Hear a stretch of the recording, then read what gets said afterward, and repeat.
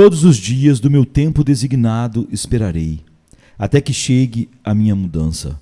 Jó 14, 14. A visão de Jó do nosso trabalho enquanto na terra é que devemos esperar. Todos os dias do meu tempo designado vou esperar. A palavra esperar ensina muito e profundamente. Ela contém toda a vida cristã, se entendida em todos os seus vários sentidos.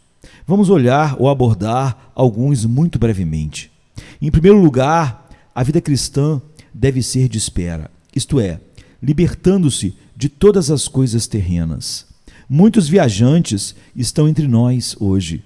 Eles estão passando de uma cidade para outra, vendo muitos países, mas se eles apenas são viajantes e estão prestes a retornar para suas casas, eles não especulam aqui em Londres nos vários negócios da Lombard Street ou Cheapside. Eles não tentam comprar grandes propriedades e assim fazer ouro e prata. Eles sabem que são apenas estranhos e agem como tais. Eles são passageiros. Eles estão aqui visitando. Eles se interessam pelos assuntos do país em que estão peregrinando, como pode acontecer por aqueles que não são seus cidadãos. Desejam o bem para aqueles entre os quais peregrinam e habitam. Mas isso é tudo, pois eles estão indo para casa. Portanto, eles não pretendem se vincular a nada que possa dificultar a separação de nossas praias. Eles sabem que estão fugindo e, portanto, vivem como estranhos e peregrinos.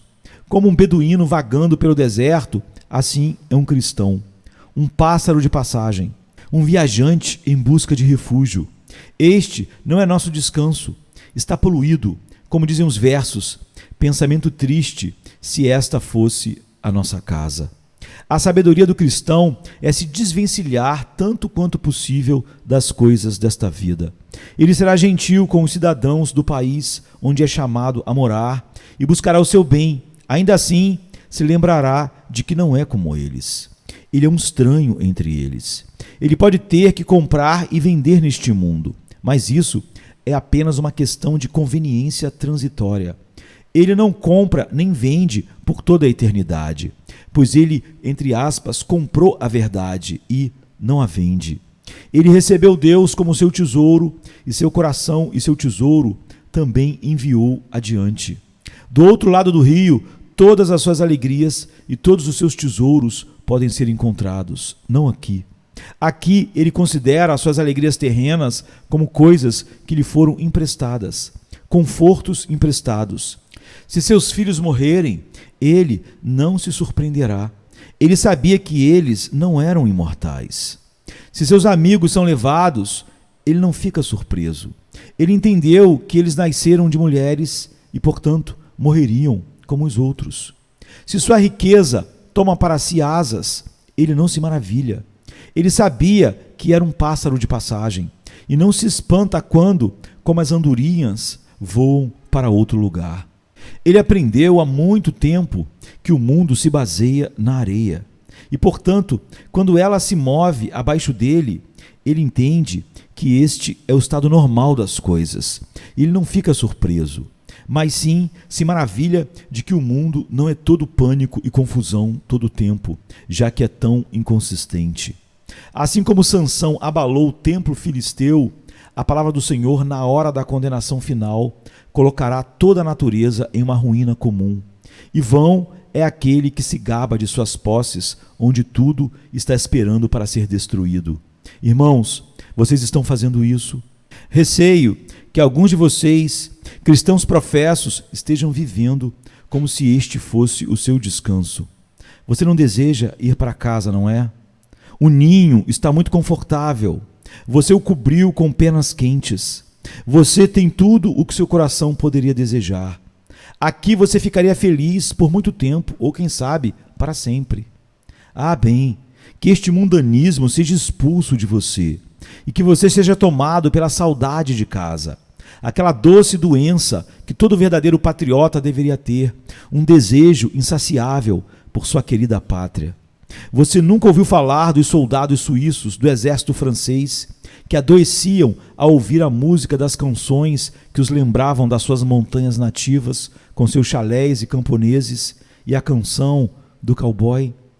Mal eles poderiam descansar na ensolarada França, quando seus corações estavam entre as colinas escarpadas de Helvétia. Não existem doces canções de Sião que o façam lembrar daquela terra abençoada, onde nossos melhores amigos, nossa parentela habita, onde Deus, nosso Salvador, está lá para ser contemplado em sua glória infinita. Se formos verdadeiros cidadãos da Nova Jerusalém, devemos ansiar por esse belo país, a casa dos eleitos. Como diz o verso do hino: ah, então meu espírito desmaia para alcançar a terra que eu amo, a brilhante herança dos santos, Jerusalém acima. É seu dever, cristão, e seu privilégio liberar as coisas da terra e dizer com Jó: todos os dias do meu tempo designado esperarei, como um mero mordomo, até que chegue a minha mudança. O segundo significado do texto, entretanto, é este: devemos esperar para ir embora, esperando diariamente e de hora em hora sermos convocados por nosso Senhor. O estado adequado e saudável de um cristão é antecipar a hora de sua partida o mais breve possível. Tenho observado uma grande prontidão para partir em muitos santos moribundos, mas a mesma prontidão deve caracterizar os santos saudáveis também. Nosso querido amigo, Sr. James Smith, de quem alguns de vocês se lembram pregando a palavra aqui na Park Street e depois em Caterham, quando vi um pouco antes da sua partida, descreveu-se assim: vocês viram um passageiro que foi à estação, tirou sua passagem, trouxe toda a sua bagagem, tudo embalado, amarrado, encaminhado, e você o viu sentado com a passagem na mão, esperando o trem chegar. Essa, disse ele, é exatamente a minha condição. Estou pronto para ir assim que meu Pai Celestial quiser vir para mim.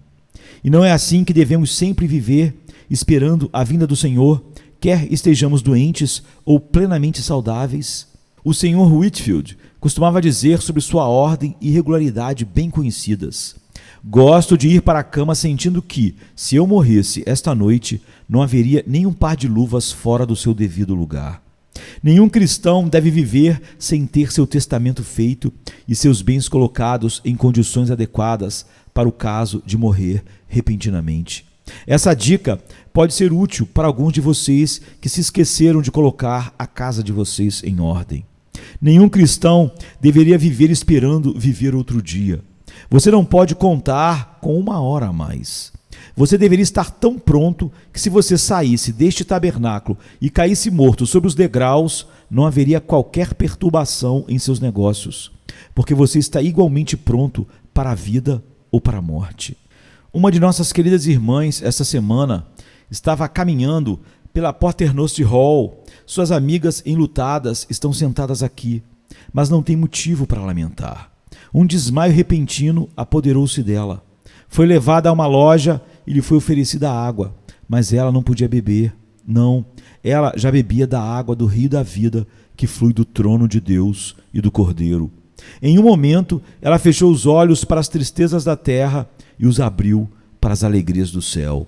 Quando visitamos os túmulos daqueles que morreram em Cristo, não devemos chorar por eles, ou, se choramos, deve ser com o pesar de ainda não termos sido admitidos à mesma recompensa.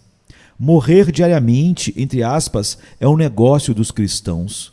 É muito sábio falar sobre nossas últimas horas para nos familiarizarmos com o túmulo. Nossos veneráveis antepassados tinham o estranho e esquisito hábito de colocar na penteadeira um crânio com memento mori, ou uma caveira real, ou então um ornamento moldado na forma dela, para lembrá-los do seu fim. No entanto, até onde posso deduzir, eles eram homens e mulheres felizes, ainda mais porque se familiarizaram com a morte. Um puritano genuíno, talvez, nunca viveu um dia sem considerar o tempo em que ele tiraria as vestes de barro e entraria no descanso. E essas eram as pessoas mais felizes e santas que esse mundo já viu. Ao passo que essa geração, a nossa geração impensada, que bane a ideia de morrer, é miserável e deprimida com todas as suas pretensões vazias de alegria. Eu exorto vocês, irmãos e irmãs, esperem. Espere sempre pelo toque da trombeta. Vive esperando que o Senhor venha e te tire deste estado mortal, esperando que o comboio de anjos te leve para a cidade dos bem-aventurados, na terra do além. E não é tudo. Esperar significa perseverar com paciência. Somos colocados neste mundo por um determinado período de sofrimento e, com sagrada paciência, devemos permanecer firmes ao calor da fornalha. A vida de muitos cristãos é um longo martírio. Eles devem suportá-lo com paciência. Aqui está a paciência dos santos, a palavra diz. Muitos crentes vão de uma doença a outra, de uma perda a outra, mas aqui eles cumprem o desígnio de sua vida. Se através da graça abundante eles aprenderem a suportar suas aflições sem murmurar e a esperar o tempo determinado sem reclamar, experimentando em Cristo alegria indizível e cheia de glória. Servir também é outro tipo de espera. O Senhor Jesus nos dá instruções claras sobre o serviço na parábola registrada no capítulo 17 de Lucas. Mas qual de vós, tendo um servo que ara ou apacenta o gado, logo direis, quando ele vier do campo, vai sentar-se para jantar, e não lhe dirá antes, prepara-me para a ceia, cinja-se e sirva-me, até que tenha comido e bebido, e depois você deve comer e beber. Neste mundo, devemos esperar no Senhor Jesus, cumprindo suas tarefas, cuidando de seus filhos, alimentando seus cordeiros, lutando contra seus inimigos, consertando as paredes de sua vinha, as cercas de sua vinha, fazendo tudo e qualquer coisa que Ele queira nos dar ou nos ordenar. E observe você, isso deve ser acompanhado com perseverança, pois Jó diz: todos os dias do meu tempo designado esperarei. Ele não seria um servo às vezes, e então voltaria para casa ocioso em outras épocas, como se o seu período de serviço tivesse terminado. Todo santo deve dizer: esperarei em ti, meu Deus, enquanto eu viver. E enquanto eu tiver fôlego para respirar, será gasto para ti. Enquanto eu tiver vida para passar aqui embaixo, vou gastá-la e ser gasto em seu serviço. Este deve ser o espírito do cristão todos os seus dias, até o seu último dia. Esperando quieto, como um santo homem de Deus fez entre os índios americanos, que, quando estava morrendo, foi observado que ensinava um pobre índio a ler suas cartas e disse: que misericórdia! Agora estou posto além da pregação, que eu posso ensinar esta pobre criança a ler suas cartas. Deus ainda tem algo para eu fazer. E minha oração é que eu não viva uma hora depois de não poder fazer nada para Cristo. Que possamos estar nesse estado de coração. Além disso, para encerrar esse aspecto da vida cristã, devemos desejar ser chamados para casa. Nenhum cristão deve desejar deixar o campo de batalha até que a vitória seja ganha, nem deixar o campo até que o arado tenha subido ao promontório pela última vez. Mas ainda pode desejar estar em casa e deve desejá-lo por causa do amor que ele tem pelo seu Senhor. Eu não posso te entender se você não canta esse hino às vezes. Meu coração está com ele em seu trono e mal posso tolerar atrasos. A cada momento ouvir a voz dizendo: levante-se e venha embora. Você ama seu marido, esposa, se realmente não deseja vê-los? Você ama sua casa, criança, se não deseja quando a escola termina e você pode voltar para casa? É um mundo cansado, embora nosso Senhor o torne suportável pelos doces vislumbres que temos dele através do telescópio da fé, quando ele joga as cortinas de lado e se mostra para nós. No entanto, esses doces momentos apenas nos fazem desejar mais. Eu digo a você que a comida celestial na terra é uma coisa que causa mais fome, faz você desejar suprimentos novos. Você não pode bebericar das águas da graça divina na terra sem desejar deitar-se à beira da fonte e beber a sua plenitude na glória.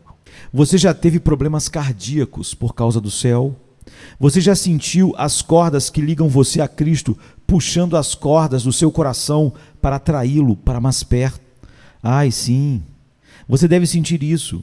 E se você está misturando esses anseios de estar com Cristo, essas expectativas de partir, com a perseverança paciente da vontade divina, você atingiu a verdadeira ideia da vida de Jó. A ideia de vida que Jó quer transmitir para nós. Que você não apenas tenha a ideia, mas a execute na prática. Que todos os crentes o façam para o louvor e glória da graça divina. Todos os dias do meu tempo designado esperarei, até que chegue a minha mudança. Jó 14, 14.